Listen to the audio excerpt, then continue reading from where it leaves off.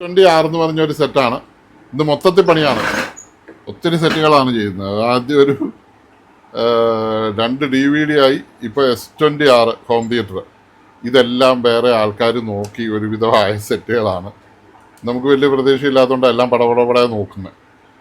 ഇത് ഒരു സംസ്ഥാനത്തെ പ്രധാന ടൗണിൽ നിന്ന് വന്ന സെറ്റാണ്. നമ്മളിവിടെ നിന്ന് ഒരു 120 കിലോമീറ്റർ ദൂരത്തു നിന്ന് വന്നതാണ്. അപ്പോൾ അതെങ്ങനെയെങ്കിലും ഒന്ന് റെഡിയാക്കി കൊടുക്കണമെന്നൊരു ആഗ്രഹം വെച്ചായിരിക്കുകയാണ്. അവർ ഉപേക്ഷിച്ചതാണ്. S26 എന്ന് പറഞ്ഞ് സോണിയുടെ 5.1 അല്ല, 5.1 ഉള്ള സൗണ്ട് ബാറാണ്. എന്ത് പറ്റിയതാണെന്ന് അറിയത്തില്ല. അപ്പോൾ അതും കൂടെ ഒന്ന് അഴിച്ചു നോക്കാം. അതിൻ്റെ പാർട്സ് വേണം, എല്ലാത്തിൻ്റെ പാർട്സ് വേണം, അതാണ് പ്രശ്നം. പാർട്സിൻ്റെ വിലയൊക്കെ വരുമ്പോഴാണ് വിഷയം വരുന്നത്. അപ്പോൾ പാർട്സ് നമുക്ക് വേണം. ആദ്യം ഒന്ന് അഴിച്ചു നോക്കാം നമ്മളെ കൊണ്ട് പറ്റുന്ന ഇത് തന്നെയാണെന്ന്. ഈ വേറെ ആൾക്കാരൊക്കെ പണിതൊക്കെ ആണെങ്കിലേ നമുക്ക് എപ്പോഴും പാർട്സ് ഇല്ലാതെ പറ്റില്ല. അവർ റിട്ടേൺ കൊടുക്കുകയൊക്കെ ചെയ്യുമ്പോൾ അവർക്ക് പറ്റാഞ്ഞിട്ടാണല്ലോ. അപ്പോൾ ചിലപ്പം കാര്യമായിട്ട് പറ്റിയിരിക്കുന്നതായിരിക്കുമേ, അതുകൊണ്ട് ഞാൻ പറഞ്ഞെന്നുള്ളേ ഉള്ളൂ. അപ്പോൾ S26 Sony SAW active subwoofer 40 വാട്ട്സിന് അത് എടുത്തിരിക്കുന്ന പവർ കണ്ടൻസേഷനാണ്. അല്ല, 40 വാട്ട്സിൻ്റെ സെറ്റല്ല, 400 വാട്ട്സിൻ്റെ സെറ്റാണ്. സ്ലോ എല്ലാം എടുത്തെങ്കിൽ പതുക്കെ ഇങ്ങനെ വലിച്ചാൽ മതി, അതിന് പോരും. അത്രേ ഉള്ളൂ, ഈസിയാണ്. ഊഫർ വേറെ ബോക്സിനകത്തായിട്ടാണ്. അപ്പോൾ ഇതിനകത്ത് നമുക്ക് 2-3 പിന്നുകൾ ഊരിയിട്ടാൽ ഈ ബോർഡിങ് പോരും. ഒന്ന് പിടിച്ചു, ഞാൻ ഊരിത്തരാം.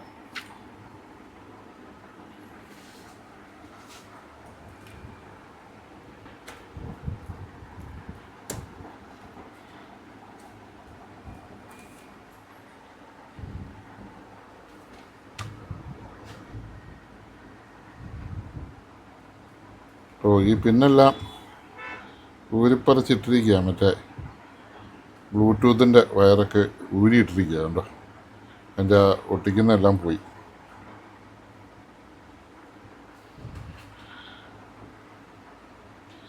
പിന്നെ പവർ സപ്ലൈ, ആദ്യം നമുക്ക് അതിൻ്റെ പവർ സപ്ലൈ ഒന്ന് നോക്കാം. പവർ സപ്ലൈ ഉണ്ടെങ്കിലല്ലേ കാര്യങ്ങളുള്ളൂ.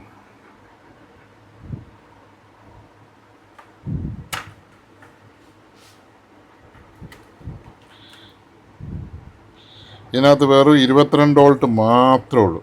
22 ഗ്രൗണ്ട്.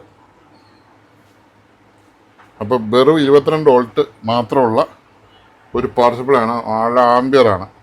ആളുടെ ശക്തി കിടിക്കാൻ വേണ്ടി കണ്ടോ, മെയിൻ ഫിൽറ്ററും എല്ലാവരും നല്ല ആരോഗ്യമുള്ളവന്മാരാണ്. 22 അല്ല, 24 എസ് മാസ്റ്റർ ഡിജിറ്റൽ ആംപ്ലിഫയർ ആണിത്. ഇതിനകത്ത് ഒറ്റ സപ്ലൈ ഉള്ളൂ.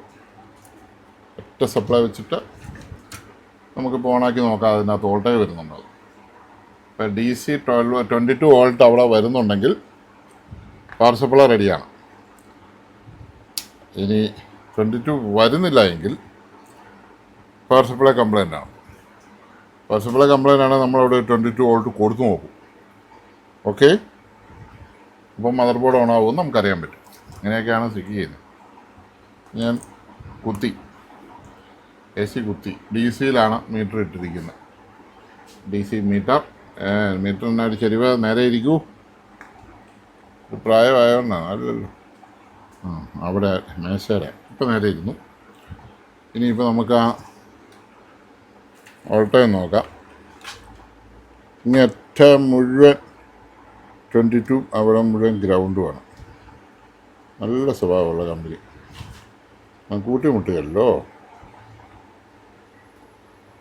ഞാൻ കണ്ടോ, വോൾട്ടേജ് അവിടെയുണ്ട്. 21.44 വോൾട്ട് അവിടെയുണ്ട്. അപ്പം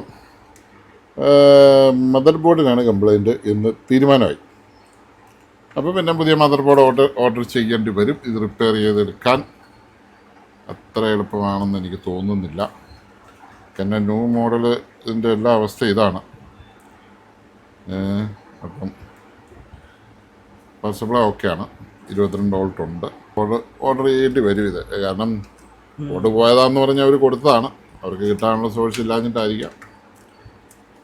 പൈസ ആവും, അതാണ് പ്രശ്നം. ഈ സ്ട്രിപ്പെല്ലാം വലിച്ചു പറിച്ച് കളഞ്ഞ അതെല്ലാം ഇനി മേടിച്ച് അതുപോലത്തെ സ്ട്രിപ്പെല്ലാം മാറുന്ന രൂപ എത്രയാവുമെന്ന് പറഞ്ഞു.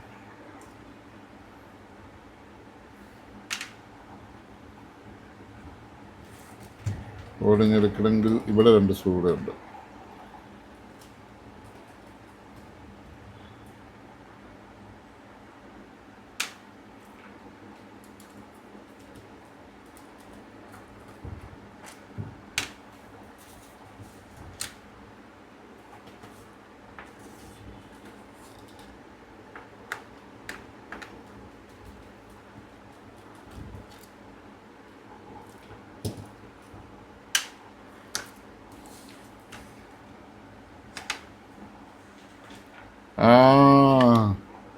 ഇത് ബോർഡ് പുതിയത് മാറേണ്ടി വരും. ഇത് കണ്ടോ, ഇതിവിടെ തീ കത്തിയിരിക്കുക, കത്തിപ്പോയി.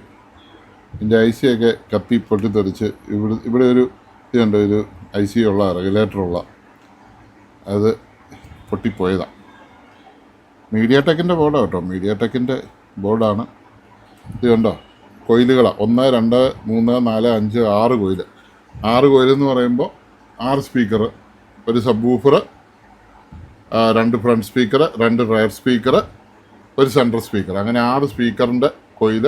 1 2 3 4 5 6 സ്പീക്കറിൻ്റെ 6 കപ്പാസിറ്റർ. 470 35 വോൾട്ട് കപ്പാസിറ്ററാണ്. അതിൻ്റെ കൺട്രോളർ, മീഡിയ ടെക്ക്, എല്ലാ സംഭവങ്ങളും ഉണ്ട്. അപ്പം S20 ഇതുണ്ട്. ഇവിടെ കത്തിപ്പോയി, ബോർഡ് കത്തിയതാണ്. ബോർഡിൽ ഒരു റെഗുലേറ്റർ ഇതുണ്ട്, ഒരു ചിലപ്പോൾ ഇടി വെട്ടിയതുപോലെ ആയിരിക്കും.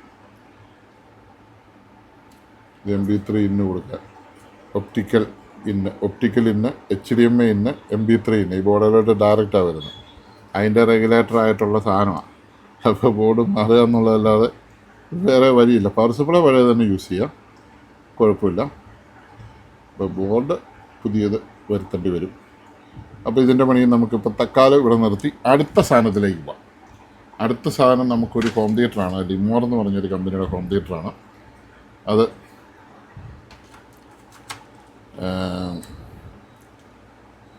അത് നമുക്ക് നോക്കാം. ഇതിനെക്കുറിച്ച് അധികം ആലോചിക്കേണ്ട. ഓക്കെ,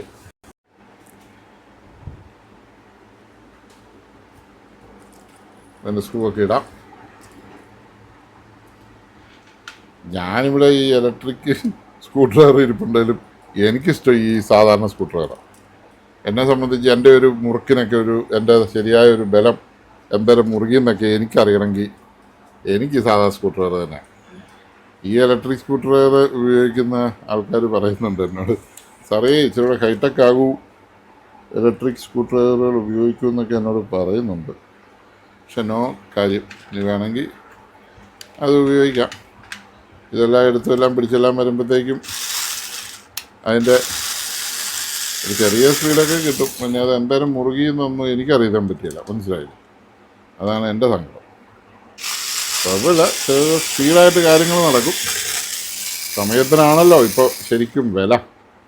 ഓരോ മനുഷ്യൻ്റെ ജീവിതവും സമയവും എല്ലാം ആണല്ലോ. നമുക്ക് ജീവിതം എന്ന് പറയുന്ന ഒരു സമയമാണല്ലോ. നമ്മുടെ സമയം തീരുമ്പോൾ നമ്മുടെ ജീവിതം തീരുന്നു, നമ്മളെല്ലാവരും മരിക്കുന്നു. എന്തെല്ലാം നമ്മൾ ഉണ്ടാക്കി വെച്ചാലും എന്തെല്ലാം ആർക്ക് വേണ്ടി നേടി വെച്ചാലും ഒരു പ്രയോജനമില്ലാതെ എല്ലാം നമ്മൾ ഒരു സുപ്രഭാതത്തിൽ കൊടുത്തിട്ട് സ്ഥലം വിടും. എന്നാണേലും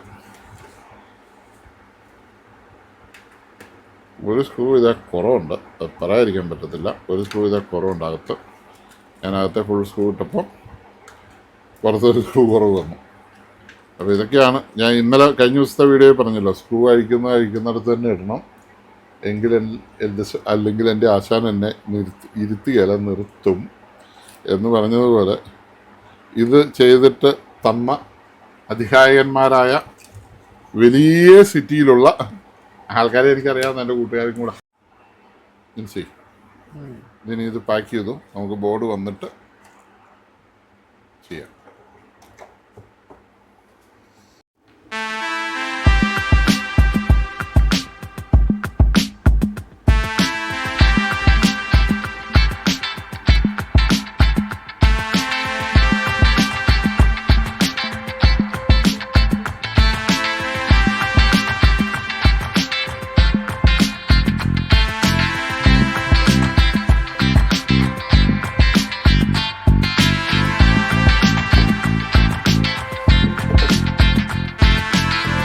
സ്ക്രൂ ഇട്ട് വെച്ചേക്കാം.